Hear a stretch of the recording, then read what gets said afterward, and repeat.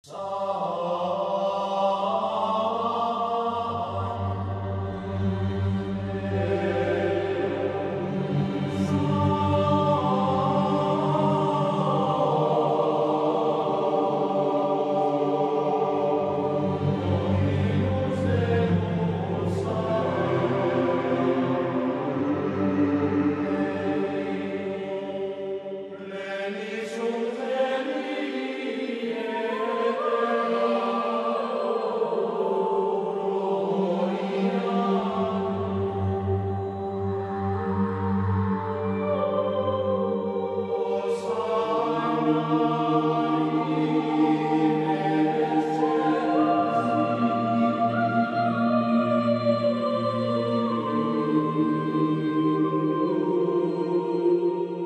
या Saint James चर्चमध्ये जे आपण आज आहोत हे 198 वर्ष जुनं चर्च आहे।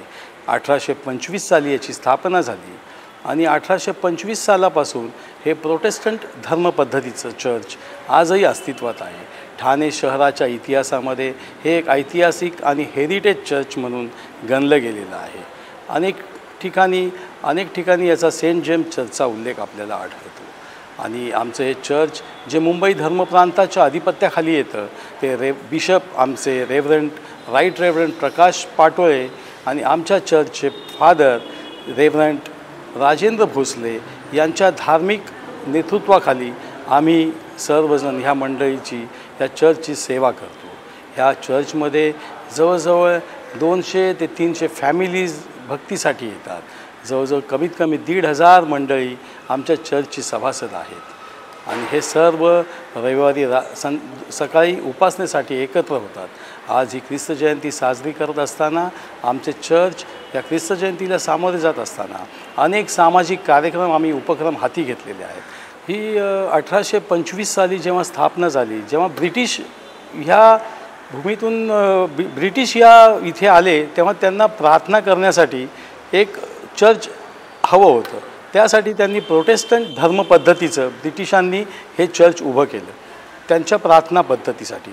आणि त्यानंतर जेव्हा ब्रिटिश इथून निघून गेले त्याच्यानंतर हे चर्च आपल्या जे मूळ निवासी इथे आहेत, जे आपण मराठी लोक आहोत, त्यांच्या ताब्यात ते देऊन गेले। त्याच्यानंतर मग आपली धर्मपद्धती आपण इथे प्रोटेस्टंट पद्धतीची धर्मपद्धती आणि त्यानुसार भक्ती इथे चालू केली। CNIचं जे मुंबई धर्मप्रांत आहे आमचं, त्याचे बिशप आमचे प्रकाश पाटोळे साहेब आहेत। तिथून आमच्या फादरची नेमणूक होते। तर रेव्हरंड राजेंद्र भोसले सध्या आमच्या चर्चचे फादर आहेत। त्यांच्या भक्तीनुसार ते आमची भक्ती दर रविवारी घेतात। इथे 2 पद्धतीच्या भक्ती होतात। सकाळी इंग्लिश भक्ती असते, त्याच्यानंतर 9:30 वाजता मराठी भक्ती असते। अशा 2 पद्धती भक्ती असतात आणि ठाणे शहरातील सर्व भाविक इथे येतात, मनोभावे भक्ती करतात आणि फक्त ख्रिश्चनच नाही तर सर्व धर्मीय लोक इथे येतात। हे चर्च सर्वांसाठी खुलं चर्च आहे, त्यामुळे सर्व धर्मीय येतात, भक्ती करतात आणि प्रभू येशू ख्रिस्ताची शांती इथे अनुभवतात।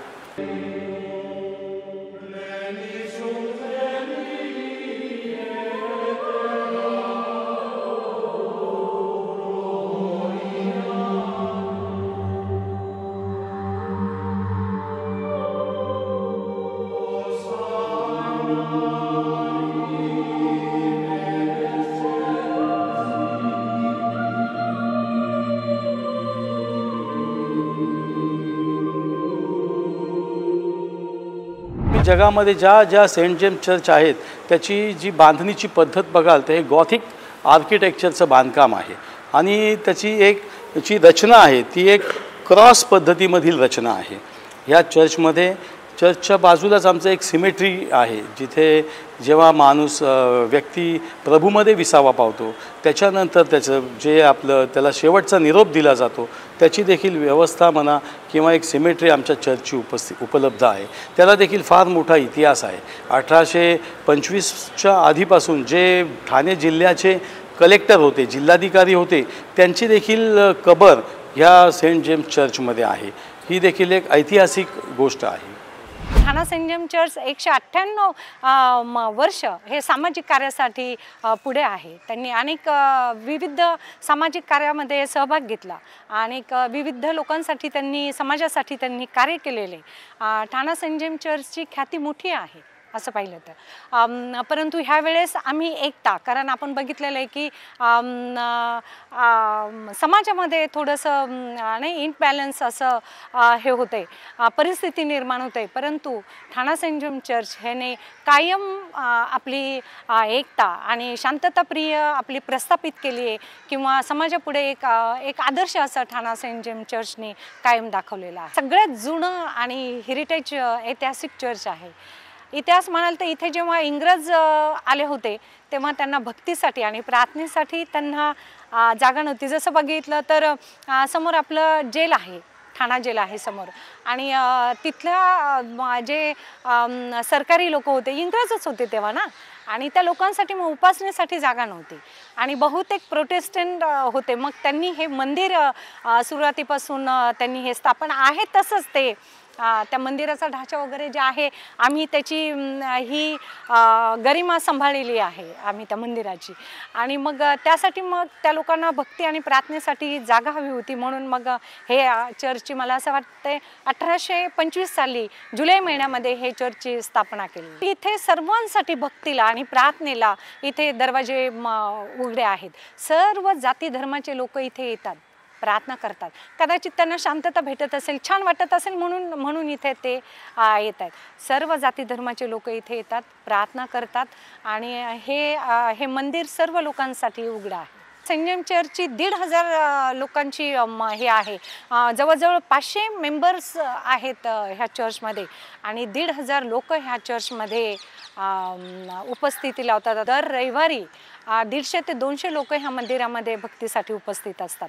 महिला असतात, तरुण वर्ग असतं म्हणजे यूथ ग्रुप असतो, संडे स्कूल असतं, आणि वयोवृद्ध म्हणजे जवळजवळ सगळेच लोक. कारण ख्रिश्चन लोकांसाठी प्रार्थनेत सहभागी होणं किंवा भक्तीत सहभागी होणं हे सगळ्यात महत्त्वाची गोष्ट असते, आणि त्यासाठी रविवारी 9:30 वाजता आम्ही सर्वजण या मंदिरामध्ये उपस्थित होतो. मी सेंट जेम्स चर्च ठाणे या चर्चमध्ये 2023चा कन्व्हेयर म्हणून नेमणूक झाली आहे माझी. या चर्चमध्ये मी मागच्या 30 वर्षापासून मेंबर आहे. तसेच माझे आई वडील मागच्या 45-47 इयर्सपासून या चर्चचे मेंबर आहेत. आम्ही डिसेंबरमध्ये स्पेसिफिकली सगळ्या घरामध्ये कॅरल्स म्हणून आम्ही जातो. रात्रभर आमचे यूथचे मेंबर्स, संडे स्कूलची मुलं, पाळक, ले लीडर्स हे रात्रभर चर्चचे मेंबरच्या घरी जाऊन गाणी, प्रार्थना वगैरे घेतो. तसंच या चर्चमध्ये खूप सारे हिस्टॉरिक फॅक्ट्स आणि मॉन्युमेंट्स आहेत. असं बघितलं गेलं तर ब्रिटिशकालीन खूप सारे इथे इव्हेंट नोंद झाली आहे. त्यातले टॅब्लेट्स आहेत आणि सिमेट्रीमध्ये खूप सारे आर्किटेक्ट क्रेविंग्स आहेत.